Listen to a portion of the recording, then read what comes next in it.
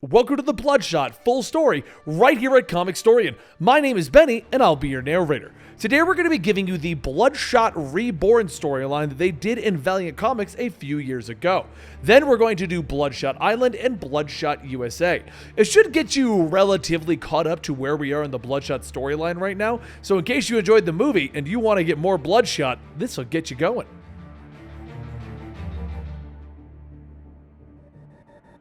You see, our hero is Bloodshot, a hero that has the ability to heal any wound thanks to little nanites in his bloodstream. And once he finally freed himself from the rising spirit's brainwashing, he joined our heroes in the world of Valiant. But there was a woman called a geomancer, and she was destined to die. It was foretold, and no matter what Galad the Eternal Warrior did, it was going to happen. But before passing on, she did one final act of good and purged her bodyguard of his little nanites, freeing him once and for all from his curse. Bloodshot, now named Ray Garrison, lives as a handyman in a hotel, where he spends his days fixing the place up for his rent. And his evenings? Well, his evenings are in a drunken haze, trying to forget the things that he did as Bloodshot for all of those years. He took hundreds, maybe thousands of lives as Bloodshot, and every night those individuals still haunt him. But what's worse is the idea that the nanites might come back at any moment, surprise him and turn him back into the killer that he once was. So in order to keep himself from turning back into that killer, he's begun to see things. And the first thing that he begins hallucinating is that he sees Kay, the woman that he was supposed to protect, the one that purged him of his little nanites, the one that he failed and let die. The next morning, he had a hangover from his self-remedies, and he sees something that scares him right down to his soul on the news. A man on a killing spree with white skin and a red circle on his chest. A man that looks like Bloodshot once did. He can't believe it. Someone is toting his colors and killing people. So he walks out of the hotel office and back to his room shocked, trying to ignore it. This man is committing a mass shooting in Colorado, and the news is now calling him the Red Circle Killer. But with all of the stress of the situation getting worse, Ray starts to hallucinate even more, and he sees Bloodsquirt poke his head out of the TV.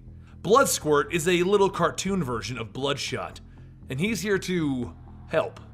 You know what we have to do, Ray? No.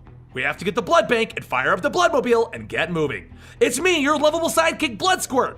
I'm not Bloodshot. We need to do this, Ray. We need to stop this man from killing again. But then the news joins in by releasing the name of one of the man's victims, an 8-year-old girl named Sally Lewis. With tears running down his face, the news asks him, will the Red Circle Killer kill again?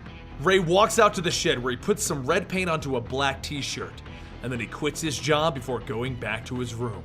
There, the visions of Bloodsquirt and Kay welcome Bloodshot back into action as he pulls his shirt on and gets ready to move out for his first mission. Meanwhile, the FBI are on the case, and they have the help of a special agent named Diane Festival. She has special skills that allow her to think like a killer and track their movements. But she's managed to get footage on a man named Ray Garrison buying a lot of weapons with straight cash. Ray cuts his hand to make sure that he doesn't have the nanites back, because he can feel them pulling to him, telling him where to go, and right now, he's right outside where this killer is. Packing quite a few guns, he approaches this guy's cabin in the woods, ready to end this now, when the Red Circle Killer tackles him from behind. Ray remembers that the nanites made his body perfect. He was able to track anyone, and he hasn't had those in a while, so he's slow and filled with molasses, while this man is a powerhouse. The Red Circle Killer jumps on Ray, ready to shove a knife into his face, while Ray holds it back with everything that he has. He then kicks the killer in the nuts, and he shoots him full of bullets. Then, as the man pleads with him, please, Ray takes a hatchet to his head, killing him. The blood from the man travels up the hatchet and to Ray, pumping him full of the man's nanites once again. He can feel them entering his body, and he knew that this was the start. It was the beginning of Bloodshot again. But it isn't enough to turn him. It was only a few, and it isn't even enough to heal his hand. So he sets this man's body on fire, and he heads into the cabin to relax. It's all over, isn't it? But at that moment, the news comes on, letting Bloodshot know that there was another mass murder by another man that is all white with a red circle on his chest. The next day, the FBI arrives at the cabin, but just a little too late, as Ray Garrison is long gone. He's gone to the nearby motel where he technically is having a talk with himself. but it's actually the hallucinations of Bloodsquirt and Kay. He doesn't want this, to keep getting the nanites back, but Kay tells him he's the only one who can control them. He needs to do it. But Ray doesn't want to hear it. He doesn't want to become that thing again, not after she made him a man finally. And Kay argues that if he wants to be a man, then open up the folder that he's been carrying around from Project Rising Spirit, the one that'll tell him who he used to be. You see, ever since Ray became human again, he's been hiding from his old past. He doesn't want to know what he left behind. And Kay tells him to make a choice. Open that and go back, or go stop the next Bloodshot. So using the little amount of nanites that he got his hands on, he changes his appearance to look like an officer that just walked out of the precinct. He then walks in as that officer and right to the interrogation room where they're holding the latest Bloodshot. And then he strangles the man and snaps his neck. The nanites then leave that man's body and they go back into Ray Garrison. He feels them pumping through his veins, re-entering his bloodstream. Meanwhile, over at the motel that Ray was staying at, the FBI are starting to figure out that he's involved somehow. Diane Festival gets a phone call from a mystery individual telling her to look into the Rising Spirit project, and the other officers there show her something interesting in Ray's closet. A bunch of red circles are painted there. They then make their way to the police station because their mass murderer has just been found dead in the interrogation room. But by the time they get there, Ray is already on his next target, and when he finally gets to the rundown apartments that the next guy is in, he looks to his two little mind tricks, Bloodsquirt and Kay. "What are you?" he asks Bloodsquirt. "Me? I'm your secret weapon, the squirt who brings the hurt." "Enough," Ray says, pointing a gun at Bloodsquirt. "What are you really?" And then he reaches over and starts to strangle Bloodsquirt. "No, Ray, you need us," Kay tells him. "Where were you before this? Cleaning toilets in a motel." "You know what?" Ray says, turning to Kay. "This is your fault. I didn't ask you to take the nanites from me. I'm just a pawn again, first for Rising Spirit and now for you." "No, Ray, you're a soldier and this is a war." "This isn't a war, Kay. These are innocents." "There are no innocents, Ray." And with that, Ray enters the apartment building. He walks upstairs and he kicks in the door that the nanites tell him to. Inside, he can see weapons, drugs, and needles. But then, out of the blue, a man with a shotgun comes running out of a closet, shouting, "You can't take them!" He jumps on top of Ray, shouting, "God gave these to me!" And Ray turns over and stabs the man in the gut. He then gets up, pulls the knife out, and kicks Ray across the jaw. Then jumping on top of him, he exclaims, "I am God's spear!" And that's when Ray watches the man's head get blown off. He then sees standing behind where the crazy man once stood is a poor girl with a black eye and a pistol. The blood from the man begins to pump out of him and into Bloodshot. More nanites for his bloodstream. The FBI showed up right behind Bloodshot as he takes the girl with him. Once again, they're just a few steps behind Ray Garrison. The girl's name is Magic, and she was abused by the man who is named Mikey. At first, Ray was going to leave her in the motel that he got them to for that night. His mission isn't over and he needs to collect the rest of the nanites. But maybe this journey can just be a little less lonesome with Magic by his side, because he does fall in love with the girl, and even he doesn't know when that started.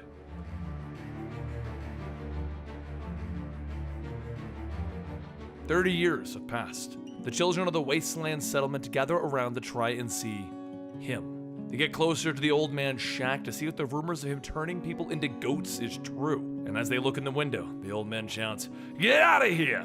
The kids all run off, and the old man steps outside, laughing, and an older woman comes out telling him, 'You're terrible.' The old man is Ray, and he tells Magic, 'I know, but I have to prepare these kids for anything. I won't always be here to protect them.' Magic remains quiet and then asks if he's sure that it is today. And Ray tells her, 'Yeah. The well is almost dry and the sandstorms are low. I'll be back before sundown.' He gives Magic a kiss, and he sets off to get more water. After walking the desert, he comes to his stash, an old tanker and some guns. Once getting the tanker ready, Ray goes back to his bag to get the guns, and soon the nanites begin to pour back into his body, changing him into Bloodshot. He drives out, passing through a deserted town, and along the way he sees the Shadow Men hiding in the alleyways. They know not to attack Ray. That is until after he's gotten some water. They decide to leave him to do all the work. After a bit of a drive, Ray pulls up to Los Angeles, or at least the walls surrounding it. LA cut the world off to keep the water to themselves, only allowing the people of the wastelands a monthly ration supply of it. However, the amount they give wouldn't get a person through the month, which is why he has to steal it. The only thing he has to watch out for is the Exo Man-O-War unmanned sentries. These are suits made out of goo tech, a swarm of self-replicating nanites that are controlled by Gates' master AI. Those nanites are the descendants of his nanites, and because of how old they are, the centuries pass by without even recognizing his obsolete tech. Once the tanker is filled, Ray heads back to the settlement, passing through the same abandoned town as before. But this time, there's something in wait. Out in the distance, the Shadow Men appear, driving their trucks towards Ray. Today, though, they've sent a full raiding party to get this tanker. Big mistake for them. Ray fights off, shooting all that he can to clear his path, and along the way, another truck pulls up. This one, the Shadow Men on it hold something out, and fire begins hitting the truck. That shot came from a goo-tech weapon, one that the Shadow Men shouldn't even have. The leader begins calling out orders for everyone to unhitch and take the tanker, but as Ray reaches for his gun, he sees all of the heads of the Shadow Men fall to the ground, and a voice tells him, "Well, hello there, old chap. Fancy saving the world?" And Ray looks up to see Ninjak. Ninjak explains that there's something wrong in Los Angeles. The Exo-Man-of-War sentries have been targeting civilians and killing everyone. Amelia, Faith, and Torque all helped stand against them, but in the end, they were all killed. So he escaped on his jet, and now he's here. Ray tells him, "Yeah, there you are. Now get lost." He goes on saying how sure what's happening is terrible, but he's got his own people to take care of now. After flipping the truck back over, Ninjak says that he needs to hear him out.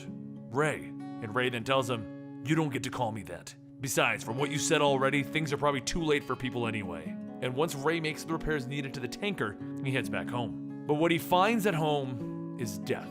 The Shadow Men attacked while he was gone. Ray runs into his shack to check on Magic, but she too is gone. This place was supposed to be safe for Magic. It would only seem fitting to bury her here. Though he wishes he could have died with her so that the two of them could lay next to each other, Ray knows that this isn't the end. After burying everyone, he then sets fire to the settlement, and he calls out, "I know you're there. I heard you 3 hours ago." Ninjak walks out stating that he just wanted to give him some time to grieve. And Ray says, "I'll help you, but first, we're going after the Shadow Men, every last one of them. But you're driving. I burned my truck in the fire." The two take off in Ninjak's jet, and for a moment, Ray considers turning back, but then it's gone, like everything else. Deep down, he knows that one way or another, the end is coming. During the flight, Ray thinks back to the time that him and Magic used to play chess, and then he heard something, a beeping sound. He wakes up still hearing that beeping, and Ninjak tells him that it's the ground-to-air alarm. The Shadow Men have goo-tech anti-aircraft weapons. The cannon fire hits the jet, and the two of them escape with parachutes, or at least Ninjak does. Once on the ground, Ninjak says that he would offer him a painkiller, but he takes it that he doesn't need it. Ray's leg twists back into place, and he tells him, "Nope, I'm good. But we do have company." The Shadow Men truck starts driving straight for them, and Ray jumps into the air, kicking through the windshield and crushing the driver's head. Ninjak jumps aboard the back of it, fighting off the remaining men that are there, and he opens fire using the mounted cannon. One of the Shadow Men fires a rocket, and Ray calls out to Ninjak, and then Ray starts to see visions of something else, something similar happening to him in Magic. Once the truck is blown apart, Ray and Ninjak jump out and begin slaughtering everyone who stands in their way. As the last body falls, Ninjak asks if that was it, and Ray tells him, "No. There's one more." The shaman charges towards Ray and he lets him strike him, stating, "I want to feel this." After the shaman stabs into him, Ray kicks him back and jumps on top of him, punching and beating the shaman. All of the memories of Magic pour into his mind, and Ray shouts, "Why did you kill my village? Why did you have to kill my wife?" The shaman starts to struggle to say any words, and he manages to get out that it was the man in the tower. He made them do it. Ray asks who is that, and the man says that he should already know, and Ray beats on him again. Ninjak stops him, stating that as much as he would like to kill that man again, who is the man in the tower? Ray says that he doesn't know, but he intends to find out or die trying. Ray and Ninjak begin to sneak into LA through the sewers, and as they walk in, Ray notices a knight chess piece floating in the water. It reminds him of something, but he just can't remember it. As they continue to make their way through, Ray continues seeing those visions, all as if they were playing out like they had happened before, up to the point where him and Magic were surrounded. Except now it's him and Ninjak surrounded by exo-sentries. The two start taking down the sentries, but because of the self-replicating nanites, they just continue coming back. Ninjak tells Ray to go on ahead, he'll handle these things. But during the struggle to pull the nanites off, Ray steps forward and sees Ninjak in his old costume. Ray demands to know what's going on. Is he the man in the tower? And Ninjak pushes him off, stating, "No, but I can take you to him." The two head up in the elevator, and as the doors open, Ray sees the PRS logo on the wall and Livewire. Ray shouts, "What is all of this?" And Ninjak says, "Remember that time that we came to visit you in Colorado? Well, we had Livewire implant a virus into your nanotech, a little failsafe just in case this happened." Ninjak goes on stating that it was placed just in case they came again. But Ray says he doesn't understand any of this, he just wants answers. Ray charges through the hallway towards the door to the man in the tower's office, and he kicks it in to see nothing. Ninjak says, "You remember now?" And Livewire tells him, "You're the man in the tower. None of this is real. The last 30 years, none of it happened. 30 years ago, after Colorado, you and Magic were on the run for a few months, and then it ended. They came for you, Project Rising Spirit, and they captured both of you." Ray tells them no, but Livewire tells them that that is why they are here. The virus that they put inside of him, it's time for him to wake up. Suddenly, Ray's eyes begin to open, and he pushes open the test tube that he's in, pulling away all of the machines that are hooked up to him. He looks around and he doesn't see anyone in the facility, and he begins to climb out. Once outside, he shouts for Magic, but then a voice tells him, "Hey, Ray!" He turns around to see Bloodsquirt. "Ya miss me?"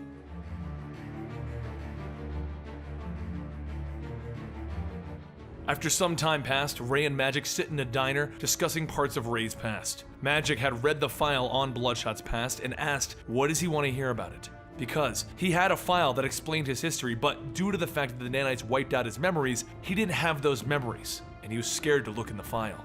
Ray tells her that he's not sure when, if at all. Really, the only thing he's ever wanted was someone who knew who he was. And for now, her knowing is good enough for him. Later after their meal, Ray walks Magic back to their motel room and says that this is where things end for them. Magic says if it's all about the "those who get close to me either get hurt or die" thing, she'll be fine. But Ray stops her, telling her, "No, you just can't come with. It will be too dangerous." And he drives off. Later though, Magic hears a knock at the door and she opens it to see Ray, and he tells her, "If you come with me, I can't promise anything.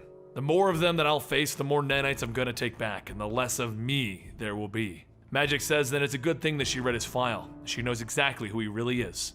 And the two of them kiss. The next morning, Ray and Magic set off to find the next person infected by the nanites that have come out of Ray's body. They speak to Ray's blood, directing him where to go, where to turn, and how to get closer. And as the night begins to set, the two of them reach their destination and Ray begins to suit up. As he closes his eyes, he can see that there isn't just one infected in his house. There's two. Ray tells Magic to stay in the car and he runs towards the house. How could I have been so stupid? If I can sense the nanites, it would only make sense for the other infected to also sense them too, and for them to want to have more nanites. Ray sees a woman outside crying that her son is upstairs, and he charges in, guns drawn. But as he gets closer, he sees that one of those lights went out, and the other just got a bit stronger. He opens the door to the boy's room and discovers that it's too late as he begins to hear the sounds of sirens. Magic runs inside asking what happened, and Ray tells her, "There's another. I'm not the only one hunting the nanites anymore." Over in a call center, a man sits in a bathroom washing his face, trying to get over these visions that he's seeing of himself killing everyone. He wipes his eye, telling himself that it isn't real, and as he pulls away, his eyes begin to change red, and his skin begins to turn white. He runs out of the building, ripping his shirt off, showing a red dot in his chest, and a voice calls out to him, telling him, "Don't be scared." The figure hits the man with a pipe, stating, "We're all alike. We have little machines in our blood too.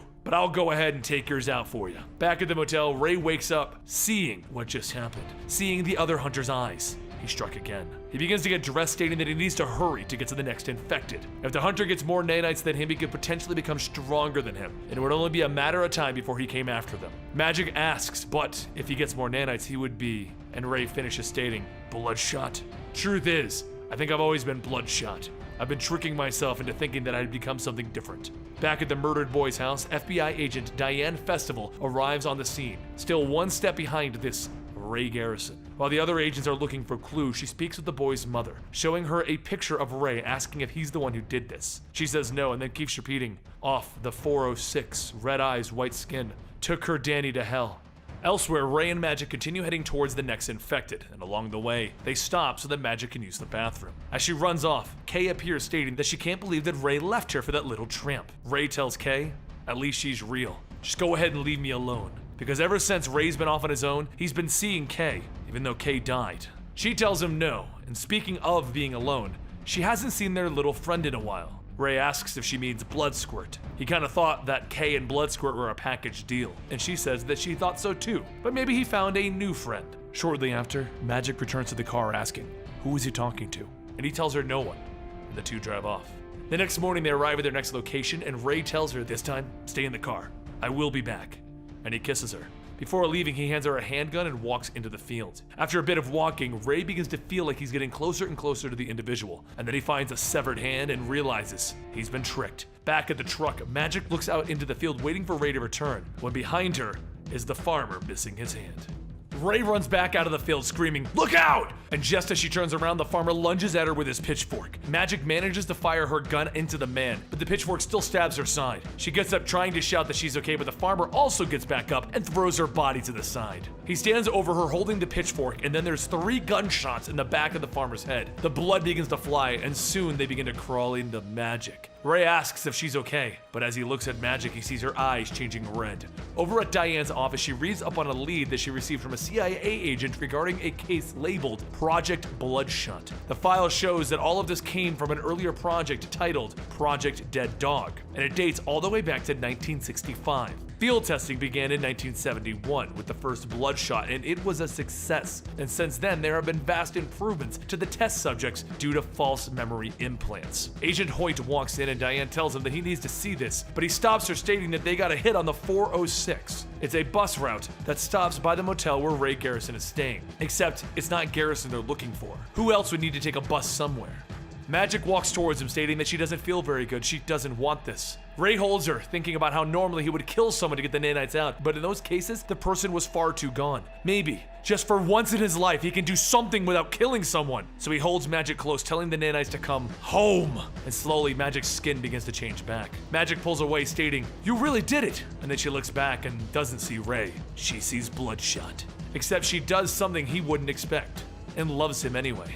Back with Diane, her and Hoyt rush back to the motel to find the office destroyed. As they check the building, they find the old woman laying on the ground muttering, "Toby." Outside the motel, Ray begins to close in on the final infected individual, telling himself, "How did I not see this coming? The hunter was so close all along." Ray begins running towards his old room just as Diane and Hoyt are opening the door. As Hoyt opens it, a knife is thrown, hitting him in the chest, and Diane looks up to see Toby, stating bang. Ray bursts in the room with his shotgun, and Diane pulls out her gun, telling him to freeze. Diane asks if he's Bloodshot, and Magic points her gun, stating that she won't let anyone hurt him. Diane then asks if he's Ray Garrison, and if that kid is Toby. He had skin and red eyes like him. Sirens can be heard, and Ray says that he needs to find him. He's the only one who can help him. Still holding her gun, Diane then asks how he helped Donald Chester, Harlan Caddy. What is he gonna do? Kill that kid as well? And Ray looks back at her and tells her, if he's too far gone, then he isn't a kid anymore. Magic tells her that they really need to go, the cops are here, but Diane stops him, stating that she knows all about what he is and what Project Rising Spirit is. Ray informs her that for whatever the reason that Project Rising Spirit did this to him,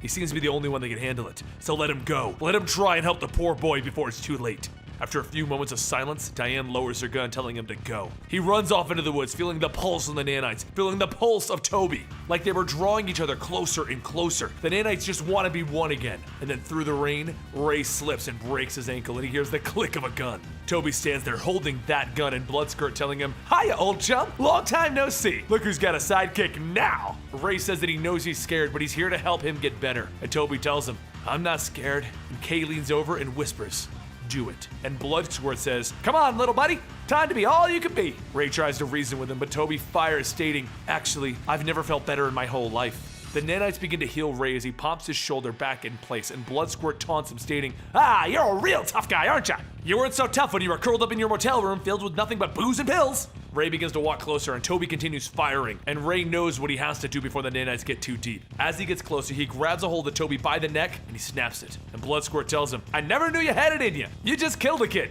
even though Ray said he wouldn't. The nanites went back inside of Ray, but he holds them off, letting them work inside of Toby, letting them repair him. Once the nanites finish their work in repairing Toby, Ray then pulls them out of him, and Bloodskirt says, "That sucks. I thought you and the boy were gonna be a dream team."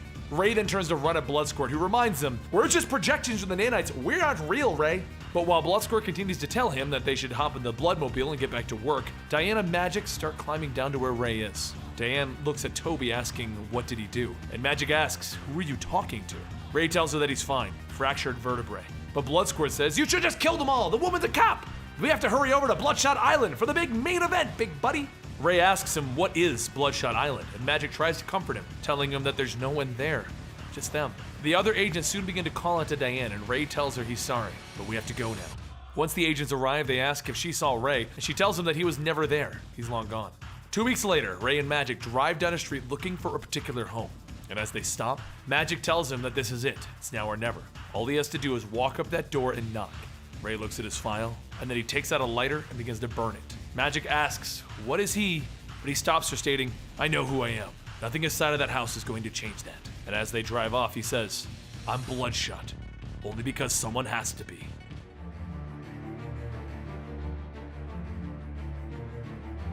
Ray began to look around at the now new strange island, trying to figure out where he was. But as Bloodsquirt tells him to just slow down and smell the flowers, Ray remembers that he still needs to find Magic. She's still missing. After a little bit of exploration, Ray finds himself walking along a beach. And as he gets closer to the shore, he finds himself walking into a force field. However, before he can even attempt to try and figure out why there's a force field here, there's a loud boom in the distance. Over back in the woods, the explosion goes off and Ray notices something fly over his head. But before he can try and figure out what that was, another explosion goes off. He starts to run into the woods and he suddenly trips over a box sticking out of the ground. Inside is a bunch of guns and ammo. He grabs a gun and he starts to load it, and then he hears the cracking of twigs behind him. But before he can react, a white dog with red eyes runs up barking. The dog barks again and Ray aims his gun at another Bloodshot? Both men demand to know who each other are. But Ray says that he's the one with the gun, and he's run into enough guys that look like him recently, and none of them were very good. The man then says at least give him a gun too, there's no time to waste. He asks where they are, and the man says the island. He has no clue as to where the island is.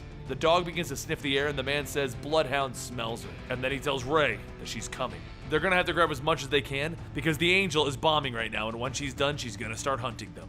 Then, there's another explosion, almost as if it's on cue. The man shouts for them to move, they have to meet up with everyone else, but before Ray can even ask what did he mean by the others, he sees 3 other men, all Bloodshots. And the man tells him, welcome to the Bloodshot Squad. The Russian asks where did he come from and what year is it? So Ray tells him it's 2016, and the Russian tells him, 2016? How many years have we been here? One of the soldiers says that he's not quite sure. Last he remembers is Kuwait, 92. So Ray asks if anyone has seen a blonde girl, and the soldier tells him that there's only one girl here and he doesn't want to meet her. Did Viet Man tell him? Tank Man then steps in, stating that he's sorry. Quiet Man here doesn't mean to be a prick. Ray then asks, what are with these names? Viet Man? Quiet Man? The Russian says, yeah, he's Cold Man. The one who brought him out was Viet Man. But as everyone introduces themselves, Quiet's head explodes, and Viet shouts, she's here, Deathmate! Everyone looks up to see a woman floating in front of them. The men open fire, but as she disappears, she reappears, stabbing Cold Man in the back. Tank shouts for everyone to take cover and he fires an RPG, but Deathmate just grabs the grenade and holds it. The rocket-propelled grenade explodes, throwing everyone to the ground, and Deathmate then turns back to Tank and shoots him. Ray, Viet, and Bloodhound all begin running, but after a short run, Viet stops, stating that there's no point. They might as well just die here as well. Ray says that if they're real Bloodshots, they'll just heal back up and keep fighting. And Viet asks, what does he think they're doing every damn day? And that causes Ray to pause. What do you mean every damn day? Viet says that this is something they do every day. They heal up, they get released back into the jungle, and then Deathmate hunts them all over again. So Ray asks the obvious question. How long has this been happening? And Viet says that he lost track a few months ago. It's been at least 5 years. But before Ray can ask any more questions, another explosion goes off and Ray dives into the waters. He swims back up, opening fire, but Deathmate just rips Viet apart and throws Bloodhound to the side. Ray points his gun, telling the woman to stop, which she does for a moment. She then grabs Ray and looks at him, asking if he's new. Ray looks at the woman's face because something seems familiar, and then the woman's hand squeezes tighter and tighter until Ray's head pops. While this is happening, a group of men watch from a monitor room, and then a man named Kozel tells the other to go ahead and recall Project Deathmate, send out the cleaning crews, and get ready to do it all again tomorrow. As the siren begins to ring throughout the bunker, Tank shouts for everyone to hurry up and get up. Today is gonna be the day. Quiet tells him, sure, keep on thinking that. And Ray steps in, stating, no, Tank's right. Something is different now. Cold asks, what's so different about today? And Ray finishes loading his shotgun, as he says, me. Meanwhile, over in New Mexico, Agent Diana Festival heads out to try and find information on Project Rising Spirit. As she gets out of her Jeep, she pulls out a map trying to look for PRS's last declassified location. While she looks around at the empty field, she closes her eyes and begins to see a vision of what used to be there. Once she opens up her eyes, she begins walking and kicks up an old "Do Not Enter" sign. Over at the PRS headquarters, Kozel watches Diane and tells his men it's pretty rare for someone to find them when there isn't much information about them. They should bring her in. Once everyone is done stocking up, Ray asks where is it that Deathmate comes from, and Viet tells him that he doesn't know. She's probably Project Rising Spirit like the rest of them. Ray shakes his head, stating, not that, we're on the island. She must have a base of operations while we heal. Quiet says that they haven't come across anything. All they know is that she flies from a higher ground, and Cold suggests that maybe from the hill on the far side of the island. Ray then suggests that they split up into 2 pairs and make their way over to the high ground. Maybe Deathmate's bunker can give them a little insight on that thing. As Ray and Tank head off, Ray looks at Tank and asks if he's really from World War II. Tank tells him, yep, deployed to the beaches of Normandy at 44. Hell, my platoon was called the Crazy Crew, and we walked right up to Adolph's doorstep. Ray then asks how. The nanotechnology that makes them could only be a few years old. Tank says that it wasn't nanotech then, it was good old-fashioned drugs and hydraulics. After the war, they froze him, and when he woke up, that was when they put the nanotech in. Same with the others. Ray thinks about that for a moment, and then he mentions that with all of them here, it's like they're training her. But before Ray can go further into his thoughts about the entire situation, an explosion goes off in the distance. Ray and Tank quickly run over to see Quiet and Cold fighting off Deathmate and losing. After shooting down Quiet, Deathmate turns her focus to Ray, and as she looks at him, she flies off. While Deathmate flies towards Viet and Bloodhound, Ray says they should use this time to go up the hill. Tank asks, why didn't she just kill us? Why did she stop when she saw you? While the 2 men run, Ray tells him that he really doesn't know, and he has no idea what's going on. He's trying to make sense of this whole situation. Soon the 2 hear an explosion and Tank says that she's coming back. Ray tells him to hurry, but Tank stops and tells him, go on ahead and don't worry. I'll see you tomorrow, so go! Ray runs ahead, but not long after he hears Tank scream out in pain. He continues trucking along and he finds the bunker that contains Deathmate and he throws a grenade into it. The bunker explodes and Ray coughs, telling Deathmate, sorry about your house. He then opens fire as she floats down, but the bullets do nothing. She grabs Ray and picks him up and he tells her, just go ahead, we won't stop. But Deathmate stops for a moment and asks him, do I know you? And after hearing her voice, he asks, are you Kay? For those of you guys who don't know who Kay is a geomancer who died while Ray was protecting her, but she did get rid of the nanotechnology within Ray's body. She changed him from being nothing but Bloodshot to Ray Garrison with the abilities of Bloodshot. He means a lot to her, and he's been seeing her as an apparition in his mind as she tells him what he should and shouldn't do. If you're more curious about Kay and what her role to Ray is, then I'll link you all of the Bloodshot videos down below. Back at the PRS headquarters, one of the workers tells Kozel that they have a problem. She is fighting back against the memory and emotion suppression, and Ray took out the regeneration pod. It's time they shut down this whole thing. Kozel tells him not yet. No one has ever lasted this long. They need to see how this plays out.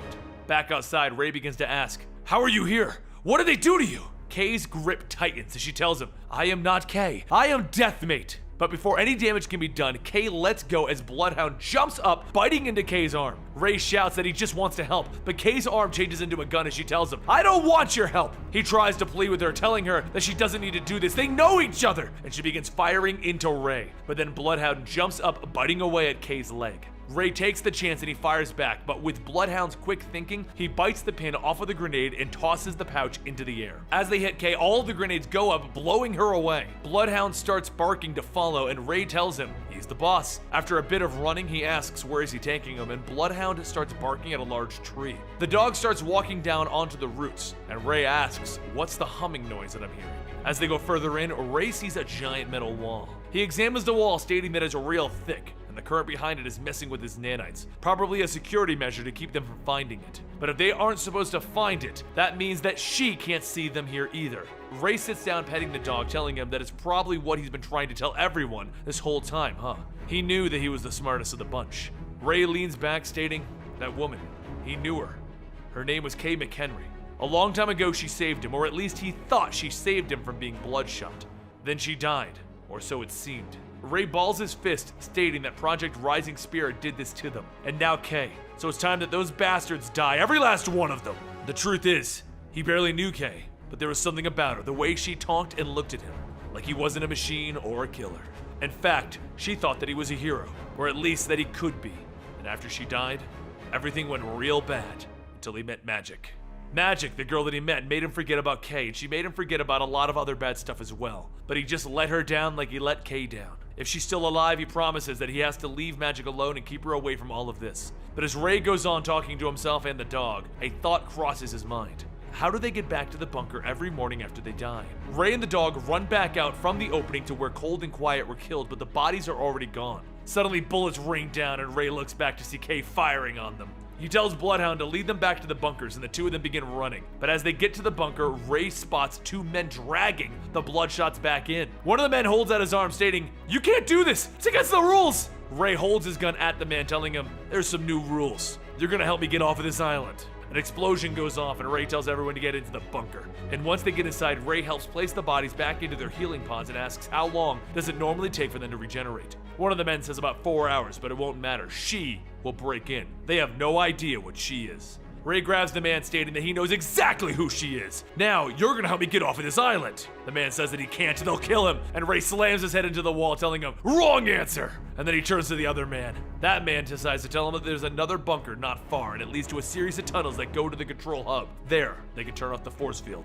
Ray tells him, "Good. All we have to do is wait until morning when the others wake up then." As Ray starts climbing back up the ladder to get out, the other man asks him, "Where are you going?" Ray looks back and he tells him, "We're all leaving together, including Kay." As Ray gets back outside, he looks over the weapons cache and he thinks about how he has to believe that he can bring her back. She saved him once, or at least tried, and now he has to help her.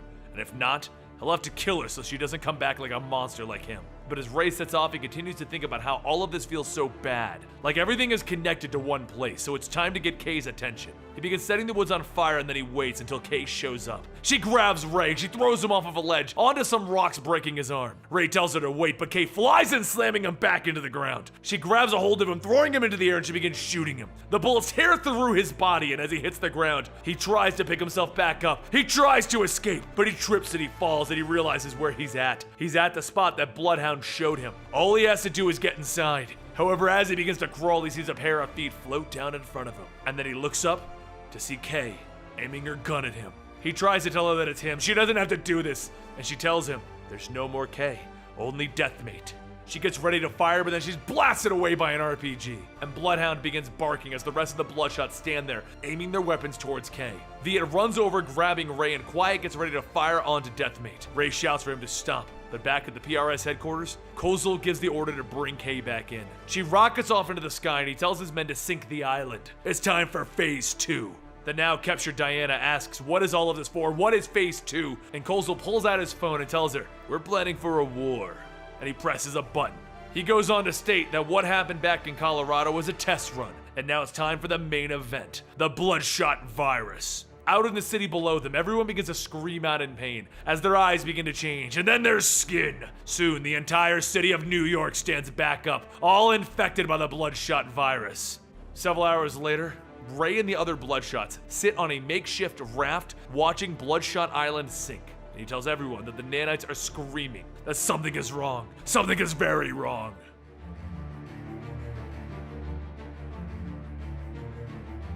Off of the Pacific Ocean, Ray and the other Bloodshots drift along the waters, waiting to finally see some sign of hope that they're going to be rescued. Viet says that this is insane. They've been out here for weeks, and they're going to starve sitting out here. Tank tells him that they're not going to starve. If he's really hungry, jump in and catch another shark. Viet gets up shouting, well, yeah, I'm sick of fish, and Tank steps up telling him, well, I'm sick of you! While the two of them argue, Ray tells them, be quiet, something's coming. And Cold says, I don't hear anything. Tank looks around and he points up into the sky, telling them, over there, and Ray says, I know that plane. It's Ninjak. As the hatch opens, Ninjak leans out, telling them, hey, long time no see. Looks like you made a few friends down here, Ray. Ray tells him, yeah, a few. And Ninjak tells him, well, there's no time for small talk. We're having a bit of an emergency, and I'm pretty sure we're gonna need your help on this one.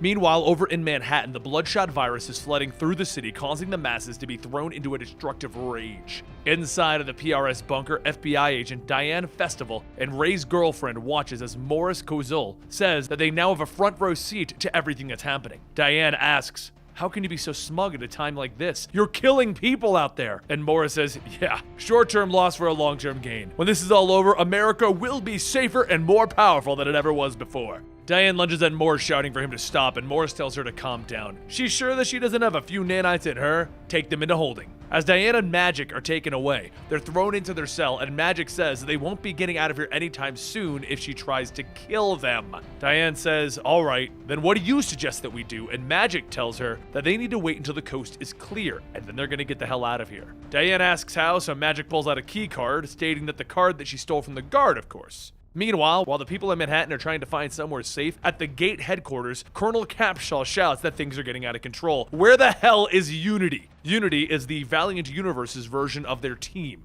Over the radio, Livewire says that her and Ginger are on their way. They're gonna try and contain as many of the infected as they can. The massive robot Ginger then says, affirmative, protection and containment protocols initiated. But as Livewire scans the area, she tells Capshaw that it's worse than she thought. And Capshaw responds telling her that he understands. Ninjak is en route with the real Bloodshot. Just contain what they can in the meantime. Livewire tries to fight off some of the infected, but she says that there's no way for her to control the nanites themselves. There's just too many of them. Capshaw asks, what is that supposed to mean? Can't she just focus on one infected at a time? And Livewire tells her no. She doesn't understand. The nanites are everywhere. They are in the air. Back on Ninjak's ship, he goes over the footage of Manhattan, telling Ray that this is far worse than what happened in Colorado. Under his breath, Ray says, it's gotta be PRS. And Tank yells, you bet your britches that it's those sons of guns, all right?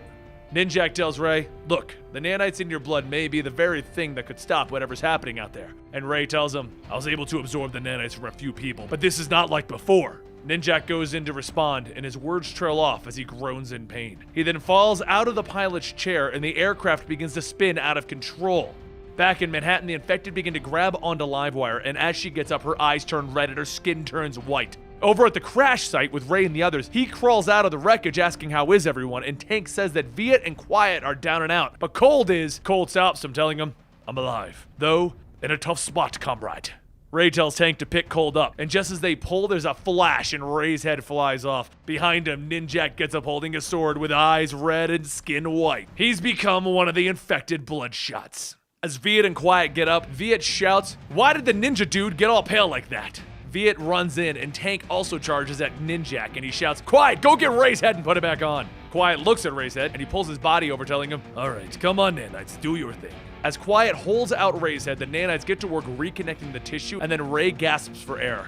Viet shouts as Ninjak cuts off one of his arms, and then Ray runs in telling them, I got this. After tackling Ninjak, he jumps onto his back telling him, hey, this is gonna hurt a little bit, and then he focuses on the nanites. The little red droplets pull away from Ninjak's eyes, and Ray starts to suck in the nanites, taking them out of Ninjak's body. As Ray lets go, Ninjak falls to his knees shouting, bloody hell! And Viet says that he didn't know that he could do that. Ray says, yeah, found out back in Colorado. Pretty sure we're gonna have to be doing a whole lot more of that once we get to the city. Tank asks how exactly are they supposed to get to Manhattan from New Jersey, and then everybody notices a family in their van. Moments later, Ray and the others pile into the small van, and Ninjak says, this is humiliating. Back at the PRS bunker, two of the guards begin to make their way back when Diane and Magic attack them and take their guns. Diane tells Magic that she should get going, head south since the infected look like they're going north. Magic asks, what about her? And Diane says that she's gonna stay back and deal with Morris. Magic hugs her, telling her, I don't want to leave you alone, but I want to find Ray. And Diane tells her that she should go find him. It looks like Ninjak's plane went down in Jersey, not far from the tunnel, but remember, head south. Out in Manhattan, Ginger reports that they can soon no longer contain the infected, and Capshaw says, just do the best that you can until we get more support, and another officer runs up to Capshaw stating that they have a problem. Capshaw tells him, no crap, we have a problem. The populace of New York City is being turned into mindless killers, and all of our best agents are down there. And the officer says, no, it's not that, it's the military. They've mobilized and they're moving into the hot zone. Just then, the military airship shoots over Ginger, and Capshaw radios to the general, telling him that she said not to go in there. The general tells her that Gate has lost control of the situation. The military is now taking over. Down in the streets, one of the military tanks begins to swarm around the infected, and then one of the gunners opens fire, shooting everyone back. Capshaw watches and says all of those innocent people, and the general tells her no, hostiles, they need to be contained. But as all of the people that got shot get back up, Capshaw says, no, you've just armed them.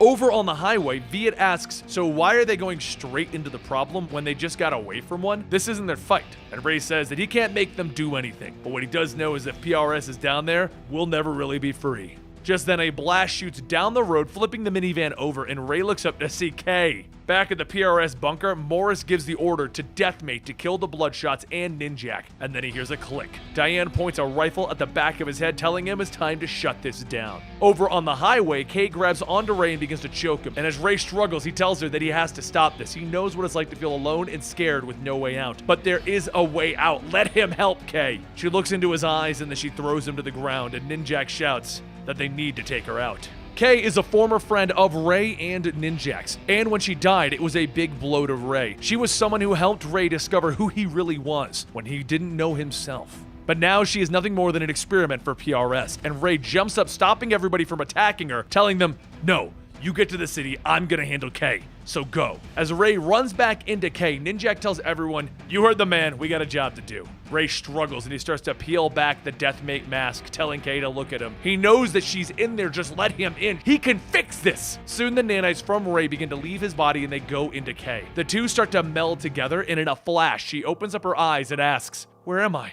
Behind her, Ray steps out stating that they're back where it all started, and he's here to take her home. As Ray gets up, she looks around asking where is this place, and Ray tells her that it looks like the mall where they fought the immortal enemy. This is where she died. That storyline is in The Valiant, and I'll give you the link down below, and if I forget to do so, just check out the Valiant playlist. Not far off, a body lays in the ground, and Kay notices that it's her body, her dead body, and she asks how this is even possible. Is she in purgatory? And Ray says that he's not sure himself. It's all a bit confusing. A lot has happened since he was cured of the nanites, and then he ended up on Bloodshot Island, and then she tried to kill him. Ray takes Kay by the hand, and the two begin to run, but before they get very far, there's an explosion knocking them both to the ground. A figure starts to walk towards them on fire, and Ray says that he's not sure what that is, but they have to move. Kay asks what about her body, and Ray tells her that it has to be some kind of a trick, just leave it. Maybe the immortal enemy is still alive and after them again. As they run up a bit further, they see the dead body of the enemy. Ray fires at the figure moving closer to them and says that it has to be someone bad. They just need to get out of here. And a short while later, as the two get outside, Ray says that he can feel something weird. And Kay tells him that he looks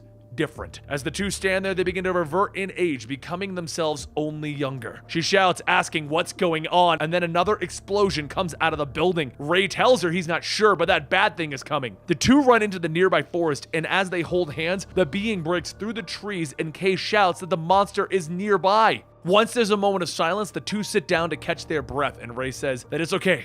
They don't have to be scared. Monsters aren't real, right? Ray asks if she's sure, and she tells him yeah. And then she points at a castle, telling him, "Look, there's our pretend castle. The monster lady can't get us in there." The two of them run into the walkway of the castle, and then there's a flash of light. That's when Bloodsquirt appears, telling them, well, where were you two little miscreants going?" Bloodsquirt is a little kid cartoon version of Bloodshot that he sees whenever he's basically going crazy. Ray stares and says that he thinks he knows him, and Bloodsquirt says, "Of course you do. I'm your little bloody buddy, the squirt that brings the hurt. But if you want to get out of here, you're gonna have to answer the riddle." Ray says that it's a trick, and Kay steps up telling Bloodsquirt that she's really good at riddles. What is it? Bloodsquirt says, "All right, this one's quite a doozy. The riddle is, what is Deathmate?" Kay then asks, "What kind of riddle is that?" And just then, Deathmate flies in, destroying all of the trees in her path. The two kids continue running towards the castle, and Bloodsquirt shouts, "Wait!" And Kay pushes him down into the moat. Bloodsquirt shouts, "It doesn't matter! You're never gonna get home without answering the riddle!" As the two begin running towards the light, everything starts to change, and suddenly they're back in the real world, but still their younger selves. They walk a little further, and they see their adult bodies laying on the ground. And Ray says that they look familiar. Wait, he's seen them before. And just like that, Ray realizes that this is them, and he remembers now. He knows what Deathmate is. He looks down, stating that they've put all of these little robots into them, and that's what made her into a monster. Tears begin to fill her eyes as she shouts, "No!" And Ray grabs her, telling her, "It's true. You are Deathmate." She falls to her knees crying, stating that she doesn't want to be this. And Ray holds her, telling her, "It's okay.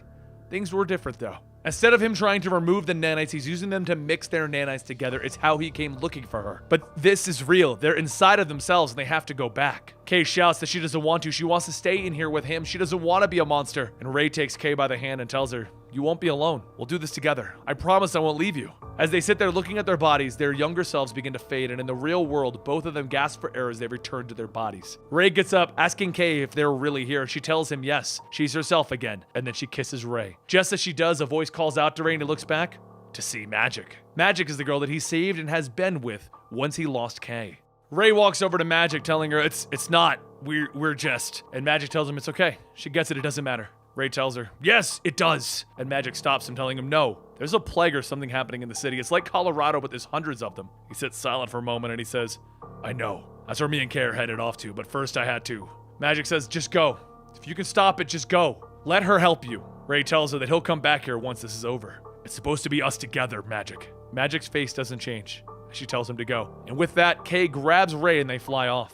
Back over in Manhattan, Ninjak and the Bloodshots are trying to hold off the infected while Cold shouts that they really need to try what Ray did to absorb the nanites. Quiet grabs one of the infected and he begins to focus, and the nanites start to come out of the person. He shouts, "This is really starting to hurt!" And Viet calls out that they're trying but it's not working. Tank says that it must only be Ray and Quiet who can do it with their newer tech. And Ninjak says that if that's the case, they need Ray more than ever. Their barricades won't contain this mob any longer. Back at the PRS bunker, Morris tells Diane that if she would allow him, he would like to get back to his job now, and Diane shouts that this whole thing was his fault to begin with. Morris tells her, "Right, and every second that you sit here and waste, more people are going to die." He then turns to another scientist and tells them to bring Deathmate in. The scientist says that she's en route, but she's not answering their commands. Over in the streets, Ray and Kay touch down just as Livewire begins to shock Ninjak. Ray runs over, grabbing Livewire from behind, telling her that she helped him wake up before, now it's his turn. Just then, the nanites inside of Livewire begin to get sucked out, and as Livewire's eyes return to normal, the first thing that she sees is Kay. Over the radio, Morris shouts for Kay to get back to the bunker, and her eyes begin to glow as the Deathmate mask slowly begins to cover her face. She rockets into the sky, and seconds later crashes down on that bunker. She starts taking everyone out, and Morris runs up shouting, "Wait, stop this, that's an order!"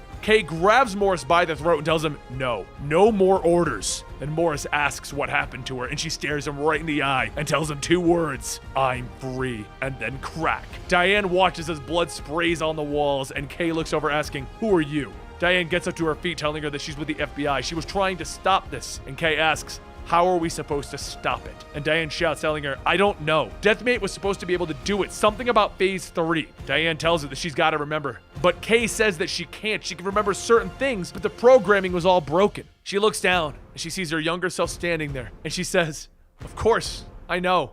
I was really good at riddles. I could figure it out." Back in the streets, Ray and Quiet try to absorb as many nanites as they can. And with the last ones that Quiet took out, he begins to feel pain and he falls to the ground screaming. Younger Kay tells Kay, "That bad stuff is happening and we can stop it. You just need to tell me a secret." Younger Kay whispers into Kay's ear and her eyes glow red and the mask comes back and she says, "Of course." And she shoots it back out of the bunker. Ray looks at Quiet and he says he's gone. And Ninjak shouts, "Well, we're all dead then." The infected start to take over the group, and Viet shouts, "This is really foobar, man." Just as he says that, Kay flies down, pulling Ray out of the group of infected. She then sets him down, telling him that he's got to show her how. Show her how to take the nanites back. A worried look comes over Ray's eyes, and he says, "You just have to let them come to you. Close your eyes and feel them out there." The Deathmate suit begins to shine, and she says, "Yes, they're everywhere. In the air, in the people, in us." She flies straight up in the sky as Ray is shouting, "Wait, that many will kill you!" And Kay says, "No, not her." She floats above the city and the sky begins to turn red, and from the ground, all of the nanites infecting the people begin to get sucked out. With all of the nanites making their way into the sky, she takes the group of them and flies up into space where she can safely destroy them, never allowing them to get back to Earth. After that, the people began to return to normal. But Ray knew that this wasn't over. Quiet gave his life stopping that plague, so the Bloodshots gave Quiet what he wanted. A quiet place for him to be alone. And with that, they all said their goodbyes. Diane made it her personal mission to get the information out there, having the world to know the things that she learned. And with Kay and the other Bloodshots not having a place to go, Capshaw welcomes them into Gate to try and help them find a way to become heroes. As for Ray, he took Bloodhound and he headed back to the motel where it all started. He knocks on the door and Magic opens it. She says that it's been weeks since then. She thought that he had left to be with her. He says that he promised he would come back. It just took him a while to track her down, clear up some loose ends so that they could be free. As they kiss, Ray says, "Just us." And Bloodhound barks, and Magic says, "Well, that's not exactly true." Ray takes Magic by the hand and he walks in, thinking that he just used to be a guy with white skin and guns. Bloodshot used to be death and chaos, but now he doesn't know what to think. For the first time, it feels like Bloodshot can be anyone, but he knows whatever he does, he won't be alone. And there you have it. I hope you enjoyed our Bloodshot coverage. If you really do like it, give this video a like, share it with your friends, and we'll be getting to more Bloodshot very soon. Don't forget to subscribe, hit that like button, and I'll see you next time right here.